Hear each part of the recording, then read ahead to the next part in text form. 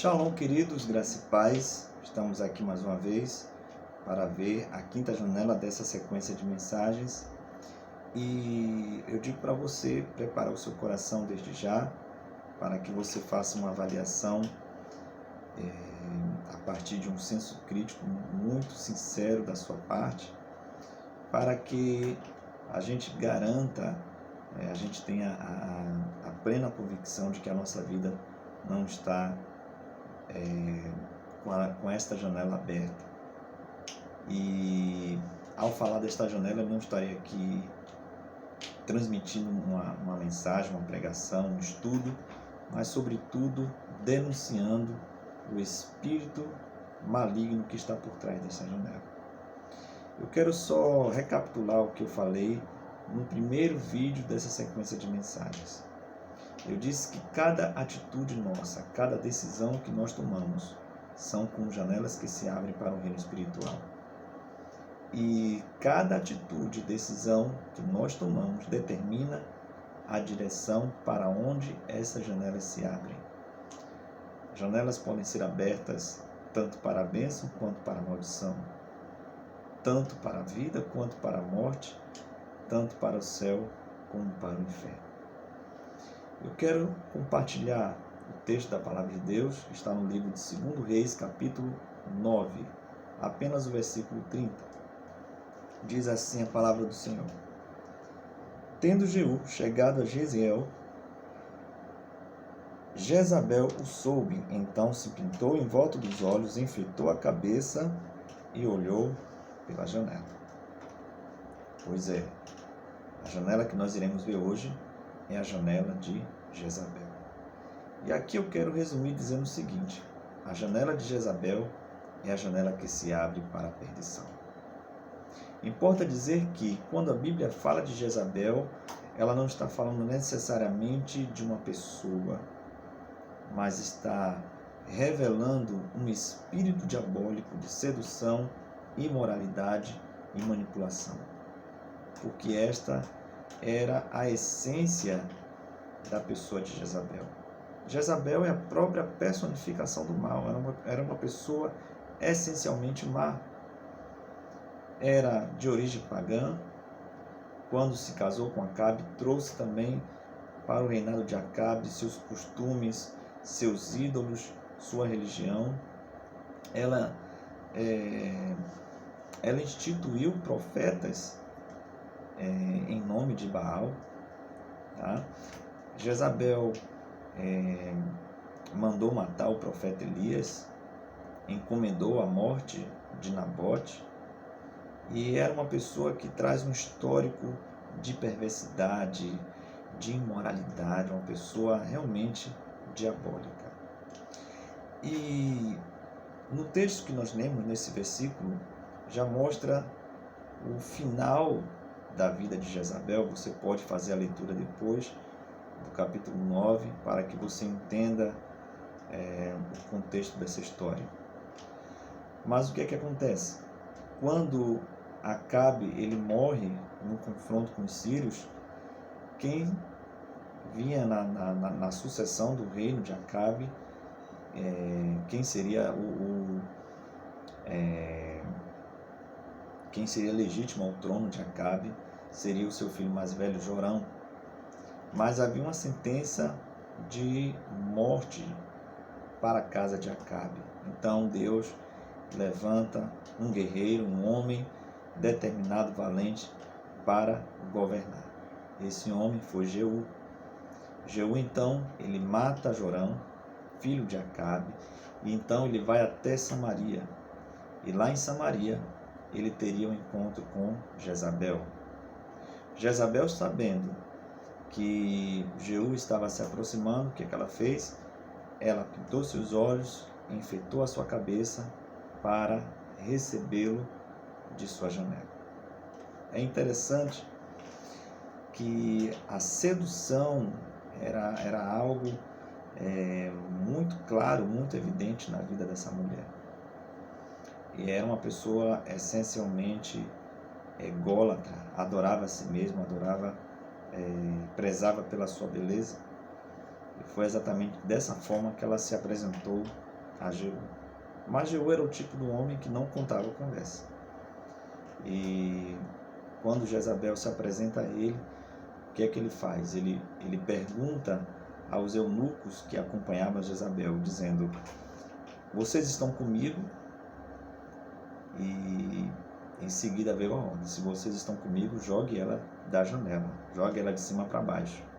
E então aqueles eunucos pegaram Jezabel e a lançaram de lá de cima de sua janela. Caindo no chão, o sangue salpicou por vários lados, e ainda ela continuava viva, mesmo assim continuava viva. E Jeú, então, montado no seu carro, com seus cavalos, ele passa por cima de Jezabel. E finalizando essa sessão de atrocidade, né? Ela teve uma morte terrível. Os cães comeram o corpo de Jezabel. Os cães comem todo o corpo, deixando apenas a cabeça, as mãos e os pés. Naquele dia, naquela ocasião, a pessoa de Jezabel morre, mas o seu espírito, o espírito de Jezabel, continua vivo, continua ativo nos nossos dias. Isso é tão verdadeiro, isso é tão real, que não foi à toa que os cães deixaram a cabeça, as mãos e os pés de Jezabel. Porque isso aponta para uma verdade espiritual. Porque cabeça significa ideologia, mãos significa obras e pés significam direcionamento. Ou seja, o legado de Jezabel traz uma ideologia. O legado de Jezabel é um legado que procede com obras a espíritos que levam adiante esse legado. E pés, que significam direcionamento, determinam que esses espíritos têm um alvo muito bem definido. E o alvo do espírito de Jezabel é a igreja do Senhor. A gente vai ver isso em Apocalipse, no capítulo 2, versículo 20. Apocalipse 2, versículo 20, é uma carta.